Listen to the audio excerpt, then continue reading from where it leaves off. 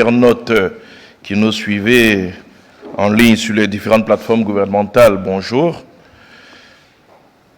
Ce mercredi 22 mai 2024 s'est tenu un conseil des ministres de 11h à 13h20 au Palais de la Présidence de la République à Abidjan, sous la présidence de son Excellence, M. Alassane Ouattara, président de la République, chef de l'État. L'ordre du jour de cette réunion comportait 18 points, constitués de 11 mesures générales, comprenant 3 projets de loi et ordonnances, 8 projets de décret et 3 mesures individuelles. Et enfin, donc, 4 communications. Je voudrais à présent évoquer avec vous les différents points énoncés. Je vous avais dit que nous avons adopté 3 projets de loi et ordonnances. Je vous donne donc lecture de l'adoption des projets de loi. Au titre du ministère des Affaires étrangères, de l'intégration africaine et des Ivoiriens de l'extérieur, le Conseil a adopté 2 projets de loi. Le premier porte autorisation du Parlement au président de la République pour la ratification de la Convention entre le gouvernement de la République de Côte d'Ivoire et le gouvernement de l'État du Qatar pour prévenir la double imposition et lutter contre la fraude et l'évasion fiscale en matière d'impôt sur le revenu, signé le 7 décembre 2022 à Doha, au Qatar. Cette convention vise à créer les conditions favorables à l'accroissement des investissements et des échanges commerciaux entre les 2 pays. Le deuxième projet de loi porte autorisation du Parlement au président de la République pour la ratification de la Convention portant création de l'Alliance pour le biodigesteur, donc portant création de l'Alliance pour le biodigesteur en Afrique de l'Ouest et du Centre.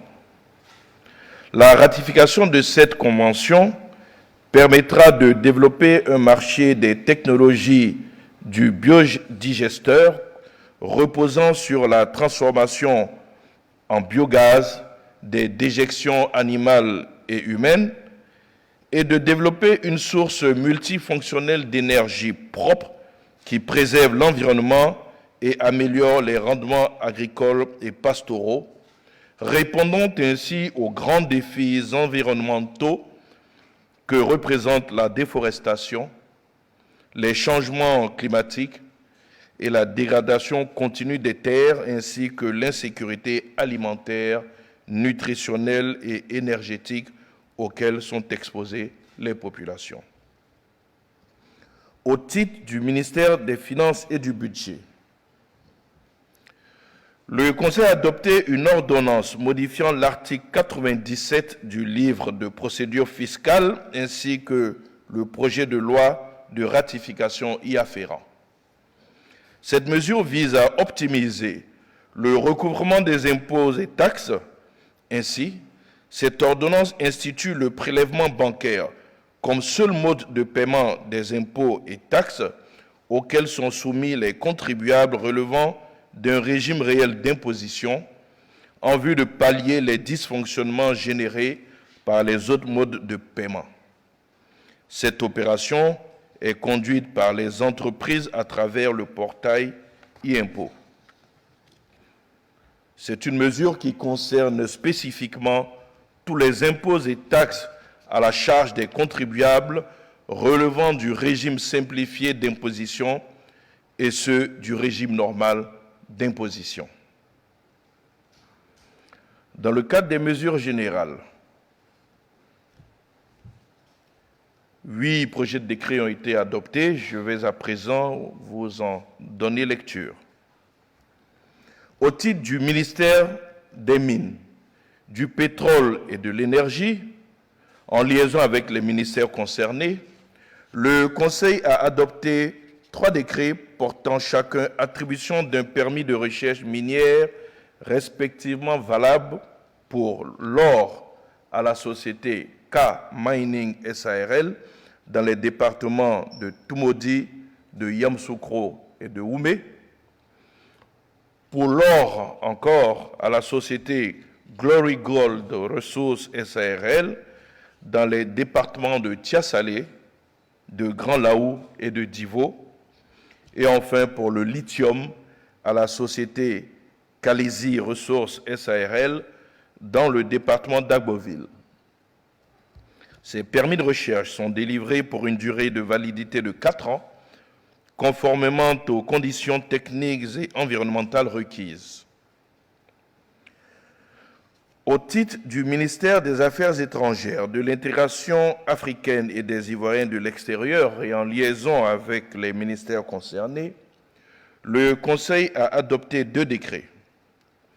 Le premier décret porte ratification de l'accord de prêt d'un montant de 2,455 milliards de yens japonais, soit environ 10 milliards de francs CFA, conclu le 10 mars 2024 entre l'Agence japonaise de coopération internationale, donc la JICA, et la République de Côte d'Ivoire en vue du financement du projet de construction du terminal céréalier du port autonome d'Abidjan, la phase 2 de la construction de ce terminal.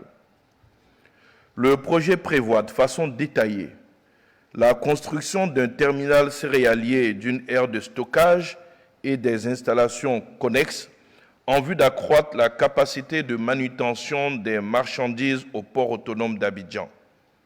À terme, il permettra de renforcer et d'assurer la compétitivité de notre pays en matière de commerce extérieur de céréales.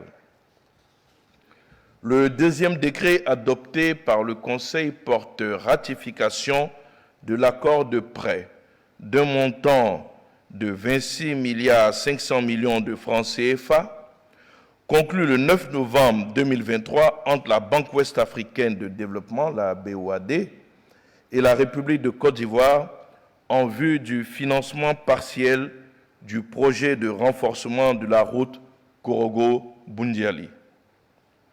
Ce projet consiste en l'aménagement et au renforcement de la route Korogo-Boundiali d'une longueur de 98 km avec une chaussée de 7,40 m de large. Au titre du ministère des Transports, en liaison avec les ministères concernés, le Conseil a adopté 2 décrets. Le premier décret est relatif à l'approbation de la Convention de concession du système de sûreté du port autonome d'Abidjan, signée en décembre 2023. Cette convention confie à la société Ivoire Sûreté Portière, spécialisée dans le domaine du management de la sécurité et de la surveillance vidéo, le financement, la réhabilitation et la modernisation du système de sûreté du port autonome d'Abidjan, ainsi que l'exploitation et la gestion de la sûreté portuaire. Le second décret porte approbation de la Convention de délégation des services publics de commissariat aérien à l'aéroport international Félix Houphouët-Boigny, conclu en mars 2024 avec la société Server Abidjan. Cette convention s'inscrit dans le cadre de la réorganisation des prestations de services d'assistance en escale et confie aux partenaires privés la prestation des préparations alimentaires ainsi que la préparation et le conditionnement des éléments d'armement cabine. Au titre du ministère du Patrimoine, du portefeuille de l'État et des entreprises privées, et cela en liaison avec les ministères concernés, le Conseil a adopté un décret autorisant la prise de participation financière de la Société pour le développement minier de la Côte d'Ivoire, SODEMI, au capital de la société anonyme dénommée Ivoire Coltan, en abrégé IC. Dans le cadre du développement de ces activités sur le permis de recherche 741, valable pour le coltan, les travaux de la SODEMI ont abouti à la découverte d'un gisement économiquement exploitable de colombo-tantalite dans le département d'Issia. À cet effet, la SODEMI titulaire du permis d'exploitation a conclu un accord de partenariat avec une société à capitaux chinois pour la constitution d'une société de droit ivoirien dénommée Ivoire Coltan, IC, d'un capital social projeté de 600 millions de francs CFA destiné à la mise en valeur du gisement.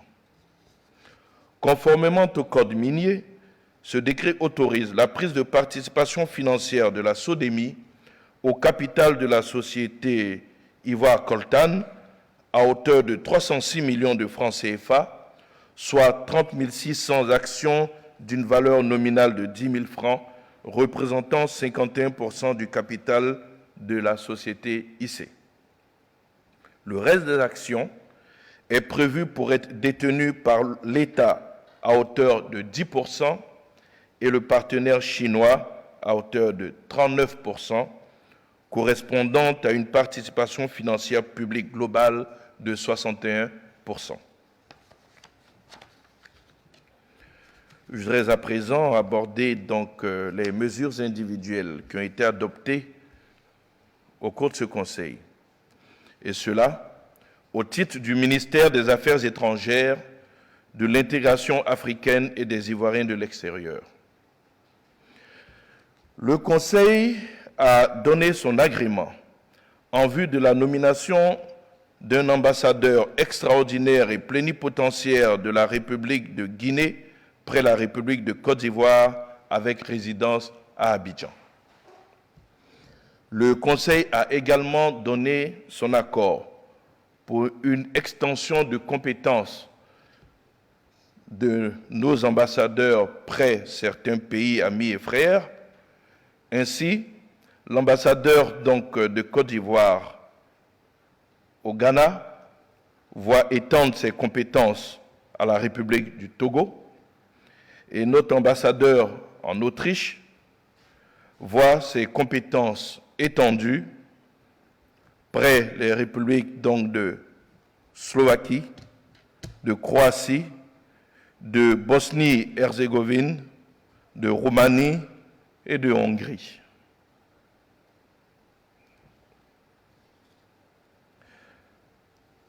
Je voudrais à présent évoquer les communications qui ont été adoptées. Au titre du ministère d'État, ministère de l'Agriculture, du Développement durable et des productions vivrières, en liaison avec le ministère concerné, le Conseil a adopté une communication relative à la préparation et à l'organisation de la 7e édition du Salon international de l'agriculture et des ressources animales d'Abidjan, le SARA, édition 2025, prévue du 23 mai au 1er juin 2025 au Parc des Expositions d'Abidjan. Au titre du ministère d'État, ministère de la fonction publique et de la modernisation de l'administration, en liaison avec le ministère des Finances et du Budget, le Conseil a adopté une communication relative au projet référentiel des emplois et des compétences de l'administration publique ivoirienne, le RECAPI. Ce document de politique nationale est destiné à déterminer et à répertorier les emplois clés de tous les ministères et les compétences associées de façon à assurer une gestion prévisionnelle des effectifs et un pilotage cohérent des politiques de valorisation des ressources humaines de l'État.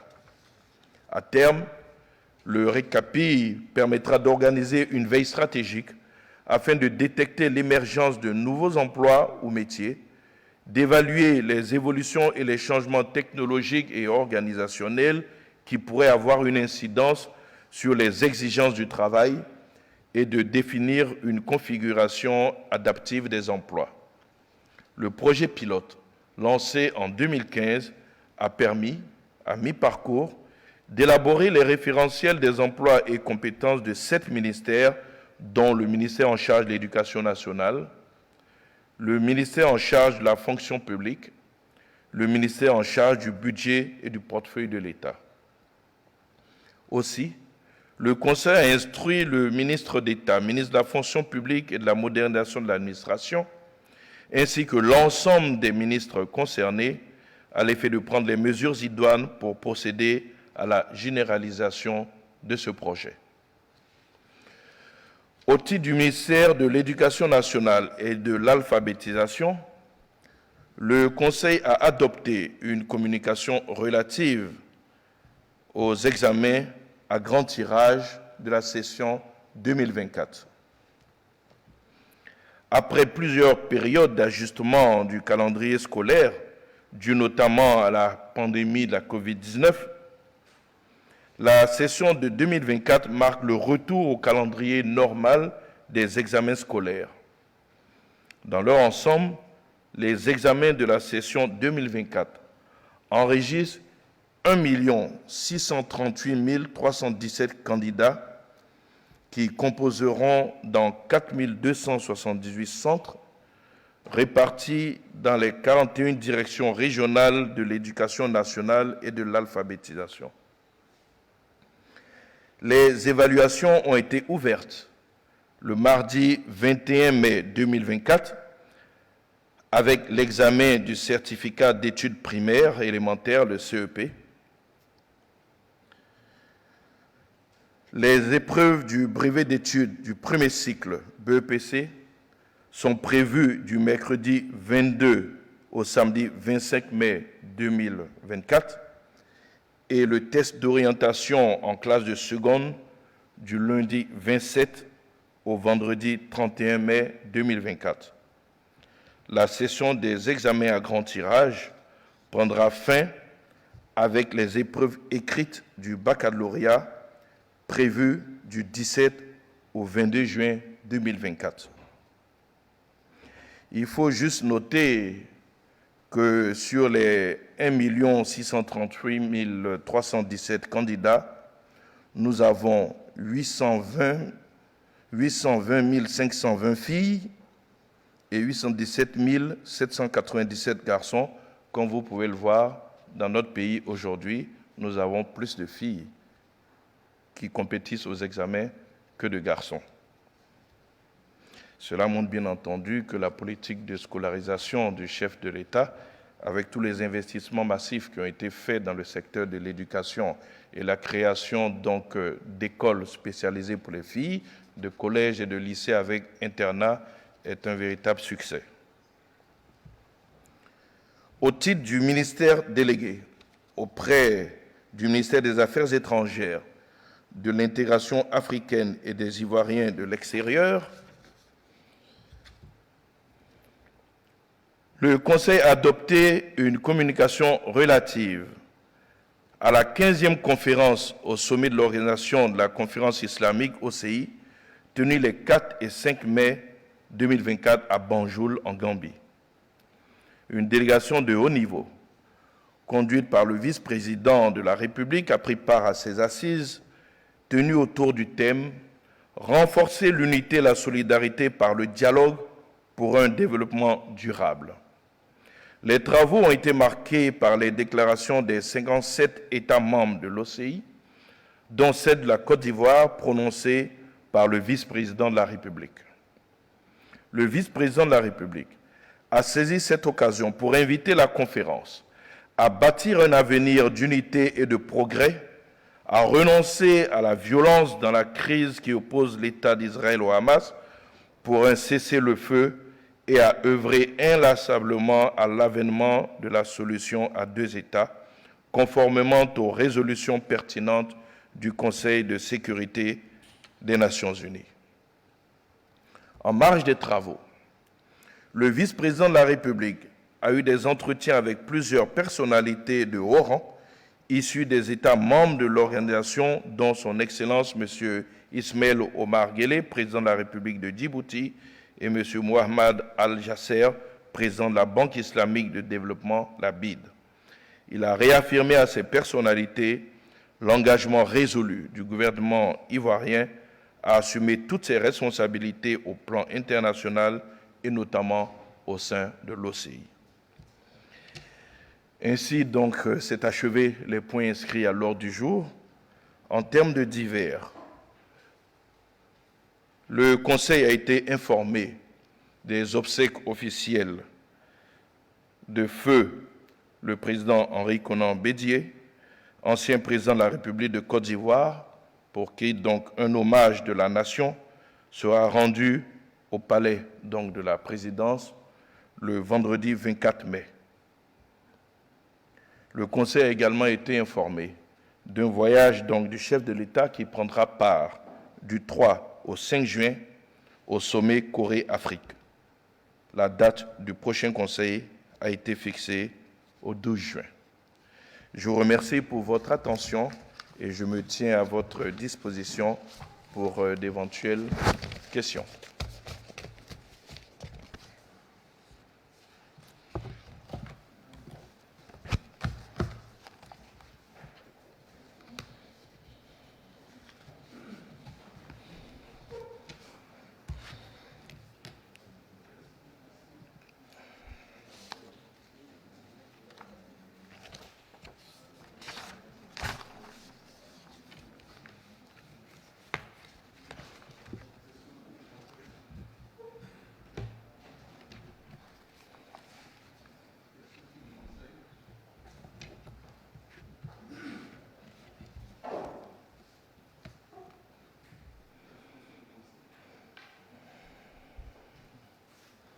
Bon, s'il n'y a pas de questions sur le Conseil, il y en a?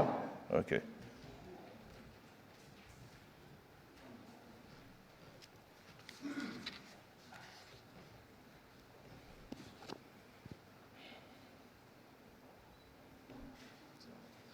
Monsieur le ministre, bonjour. Mahama Traoré de RTI 1. Monsieur le ministre, j'aimerais que vous reveniez quand même sur l'ordonnance portant modification au niveau de la fiscalité qui institue un prélèvement bancaire au niveau des contribuables. Est-ce qu'on peut avoir plus de détails? Qui sont réellement ceux qui sont concernés? Est-ce que c'est parce que jusque-là, il y avait des défaillances au niveau du prélèvement? Bien, je ne parlerai pas de défaillance. Le texte parle de dysfonctionnement. Donc, je préfère que nous en tenions donc, à cette assertion. Pour plus de précision, hein, ça concerne en général les entreprises qui ont plus de 200 millions de chiffre d'affaires ou qui payent au moins 50 millions d'impôts. Voilà. Je pense que toutes les entreprises qui sont concernées pourraient se retrouver dans ces indications. Mais il faut préciser que ce texte a été fait, je dirais, d'accord parti avec donc, les entreprises. Il y a eu des discussions bien avant pour arriver donc à cette conclusion-là. Donc les entreprises ont été associées à ces réflexions.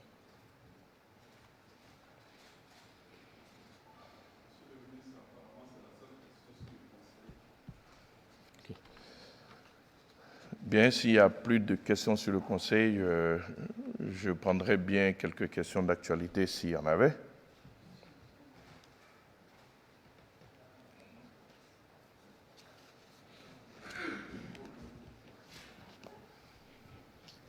Monsieur le ministre, je suis Yapi Koulibaly pour le quotidien Le Jour. 87 agents des douanes ivoiriennes ont présenté des concours de la fonction publique avec de faux diplômes. Ils ont été déclarés admis. Grâce à Dieu, ceux-ci ont été démasqués. Les présumés infracteurs sont menacés de radiation de la grande famille de la fonction publique et de lourdes peines correctionnelles pourraient les attendre. Quel est votre commentaire sur le sujet, surtout que l'opinion estime que ce type de fonctionnaire pourrait se trouver partout et peut-être même au ministère de la Communication?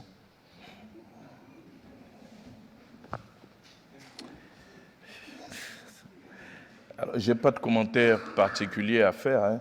Il est juste embarrassant qu'une pareille question fasse autant de bruit. Il s'agit de fraude. Ça ne devrait pas faire tant de bruit. Ceux qui sont réguliers à ce point de presse doivent se souvenir que je vous indiquais que le chef de l'État est en train de mettre en place petit à petit, sans brusquer les Ivoiriens, tout un processus qui va nous permettre d'asseoir les règles de bonne gouvernance, d'asseoir les règles de transparence. toutes les institutions de la République qui ont été mises en place concourent à cela. C'était autour d'une question justement sur la Cour des comptes que j'avais fait ce commentaire-là. Eh bien, ces règles de bonne gouvernance sont en train de s'étendre. Et il faudrait que les uns et les autres comprennent que certaines pratiques qui ont pu être tolérées des années en avant le seront de moins en moins et ne le seront plus. C'est important de le savoir. Lorsqu'en 2015, à Yamoussoukro, le chef de l'État lançait le concept de l'Ivoirien nouveau, beaucoup de gens ont cru que c'était juste des mots. Mais nous sommes en train de vivre ce concept de l'Ivoirien nouveau. Les choses sont en train de se mettre en place et les contrôles vont se poursuivre. Vous vous souvenez qu'une vaste campagne avait été organisée pour lutter contre les fonctionnaires fictifs. Aujourd'hui, nous pouvons dire que cet objectif a été atteint. Maintenant, malheureusement, il y a des fonctionnaires fraudeurs. Mais il n'y a pas que au niveau de la fonction publique, c'est toute notre société qui a des problèmes que nous sommes en train de régler petit à petit. Il faudrait que les Ivoiriens finissent par comprendre qu'il y a des règles, elles sont applicables à tous et à toutes, et que l'État est en train de se donner les moyens pour que ces règles de bonne gouvernance soient appliquées par tous. Au moment où notre pays est en train d'être célébré dans le monde avec des jeunes, et c'est important de préciser des jeunes, parce que bon nombre d'entre eux sont nés avec le concept de l'Ivoirien nouveau. Je pense notamment à Fallé Nessemo, prix de voix d'Afrique de RFI, qui a même pas 25 ans. Je pense également à notre championne du concours de textes déclamés de slam, Noferima, qui également a moins de 25 ans. Et puis, depuis 24-48 heures, à notre jeune Crécoul Niel Samuel, champion du monde d'orthographe. Donc, au moment où notre pays est en train de glaner des lauriers de l'excellence, c'est un peu gênant que l'on fasse de bruit avec des questions de fraude. Mais il n'y a pas que. Quand vous prenez tous les champions actuels, que ce soit Ruth Gbagbi, que ce soit Koné Chek, Marie-Josée Talot, vous verrez que ce sont des jeunes qui ont maximum 30-35 ans. Quand vous enlevez les 5 années de gouvernance du président Ouattara, vous voyez à quelle période ils sont nés. Ceux-là, ce sont eux qui sont en train de bâtir la nouvelle Côte d'Ivoire. Une nouvelle Côte d'Ivoire de l'excellence, une nouvelle Côte d'Ivoire du mérite, qui n'a pas de place pour les fraudeurs.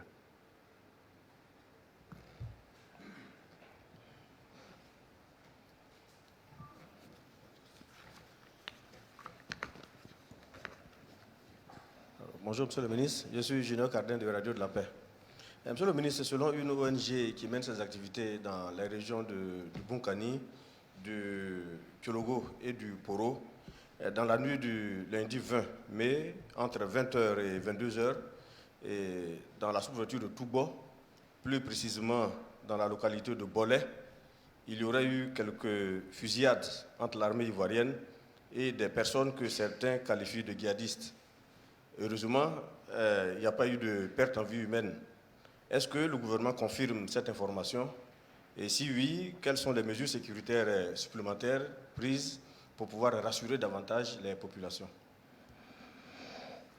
Cette information n'a pas fait l'objet de traitement à ce Conseil des ministres, mais ce que je puis vous dire, c'est que nos frontières sont protégées.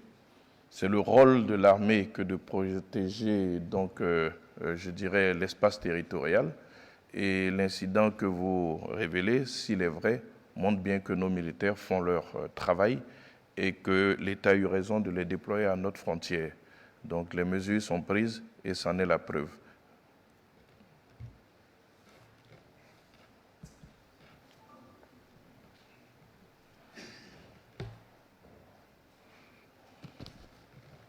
Bonjour, Monsieur le ministre. C'est l'actualité. L'agence, je suis Raoul Saint-Fort du journal Le Patriote. L'agence de notation américaine Standard & Poor's a rehaussé la perspective associée à la notation des crédits de la Côte d'Ivoire, la faisant passer de BB, perspective stable, à BB-, perspective positive. On voudrait savoir en des termes plus simples, qu'est-ce que cela implique pour le pays?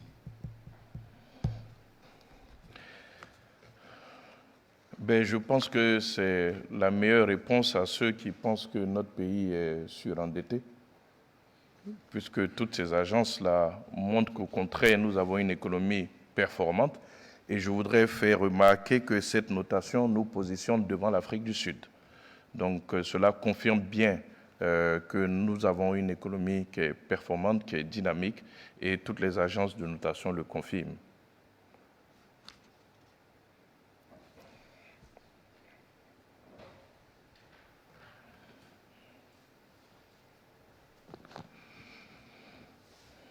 Bonjour, Monsieur le ministre. Je suis Francis Kofi de Live TV. Monsieur le ministre, il y a cela quelques semaines, Puchéric Balé, présidente de l'Organisation de la société civile alternative citoyenne ivoirienne, a demandé au gouvernement ivoirien et au président de la République, lors d'une de ses interventions, d'amnistier les acteurs politiques qui sont actuellement condamnés afin de participer aux élections, pour que la situation en Côte d'Ivoire puisse se régulariser, pour ne pas qu'on puisse revivre ce qui s'est passé en 2010. Elle a aussi demandé une réforme de la CEI. Parce que, selon elle, dans les pays démocratiques plutôt, il n'y a pas de CEI. Donc, si il doit y avoir une réforme, les partis politiques doivent se retirer de la CEI. Quel est votre commentaire? Je voudrais faire remarquer que dans la plupart des pays qui sont cités, c'est le ministère de l'Intérieur qui organise les élections. Donc, si c'est le choix, notre ministère de l'Intérieur peut bien entendu organiser des élections. Donc, sur la réforme de la CEI, je n'ai pas de commentaire particulier à faire. Je veux juste rappeler que tout cela a fait l'objet de discussions par le passé. Dans le cadre des dialogues politiques, des accords ont été trouvés. Il a été dit simplement, de façon globale, que les questions qui révélaient d'institutions mises en place, qui fonctionnent normalement, soient portées au niveau de ces institutions-là. C'est ce qui a été fait comme recommandation de ce dialogue que toutes les parties ont signé. Donc à partir de ce moment, je ne vois pas pourquoi on sortirait de ce cadre-là. Toutes les questions qui relèvent de la justice doivent être posées à la justice. Les questions qui relèvent de la CEI doivent être posées à la CEI.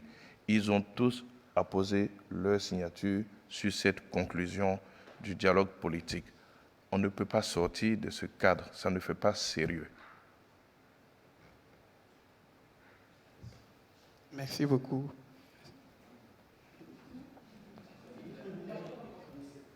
Bon. Il y a une deuxième. Monsieur le ministre, il s'agit de l'affaire du colonel Bawa, Félicien. Il y a de cela quelques jours, selon sa famille, il a été arrêté dans son domicile parce qu'il avait déjà fait une peine de 10 ans et il est revenu à la maison 5 jours après.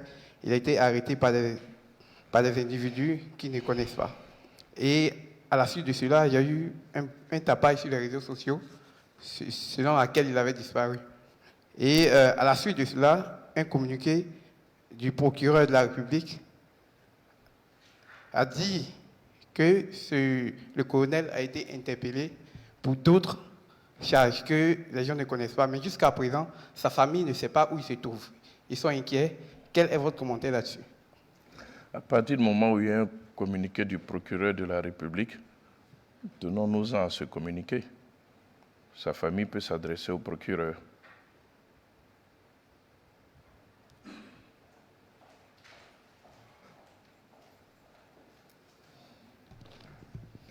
Bonjour, Monsieur le ministre. Je suis Venant Saka, journaliste pour le quotidien L'Inter. Bon, j'ai 3 petites questions, mais qui se rejoignent. D'accord. Il y a 2 ou 3 semaines de cela, le président de la transition burkinabé accordait une interview à une télévision burkinabé au cours de laquelle il disait, entre autres, que il interpellait les autorités ivoiriennes à revenir à de meilleurs sentiments. Il accuse la Côte d'Ivoire d'abriter ici, sur son territoire, les déstabilisateurs de son pays et que les autorités ivoiriennes ne joueraient pas franc jeu. Et côté ivoirien, après cette déclaration, il n'y a pas eu de réaction. Est-ce à dire que la Côte d'Ivoire cautionne le fait que le chef de la transition burkinabé accuse le pays de ne pas jouer franc jeu et de préparer sur son territoire des personnes qui viendraient déstabiliser ce pays? Ma seconde question est relative au cas Guillaume Soro. Un journal a annoncé que M. Guillaume Soro serait en train de recruter des personnes depuis la Côte d'Ivoire jusqu'au Burkina Faso pour les entraîner dans la perspective de faire un coup d'État ici. Et que certaines d'entre ces personnes-là seraient interpellées depuis le 27 janvier dernier. Est-ce que cela est avéré? Et la toute dernière, c'est de savoir le niveau, l'état des discussions entre la Côte d'Ivoire et le Burkina relativement aux arrestations des 2 gendarmes ivoiriens, puis celle du VDP et du soldat burkinabé. Merci, Monsieur le ministre. Je vous remercie. Je ne commenterai pas donc les propos du président de la transition, donc du Burkina.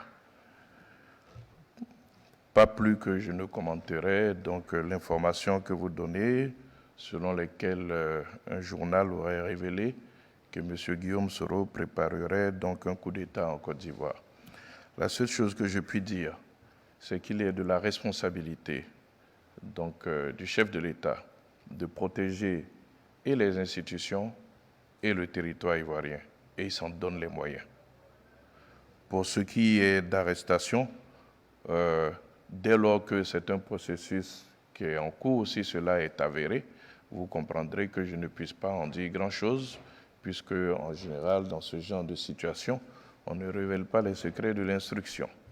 Donc, je ne peux ni infirmer, ni confirmer cette information-là.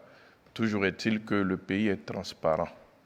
Lorsque, si cela était vrai, les informations, donc, je dirais, factuelles auraient été donc récoltées, le procureur, comme à son habitude, fera un communiqué, comme ça a été le cas dans l'affaire qu'un d'entre vous a révélé ici, donc l'affaire Bawa.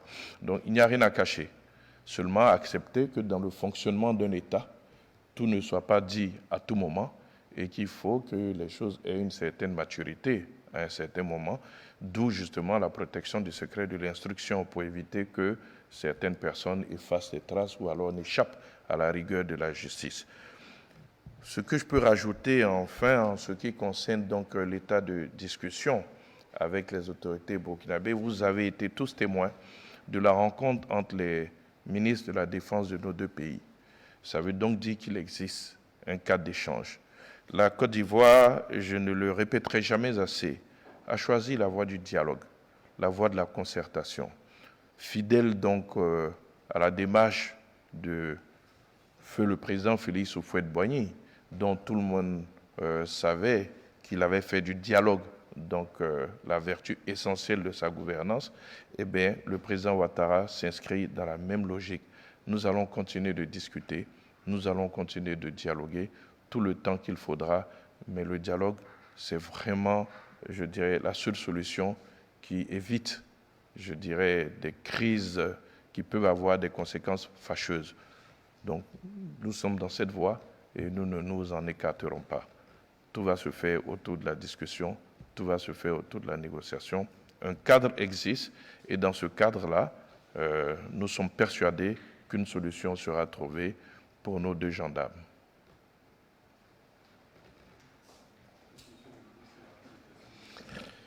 Bien, je vous remercie, je vous souhaite un bon appétit et puis rendez-vous le 12 juin pour le compte-rendu du prochain conseil. Je vous remercie.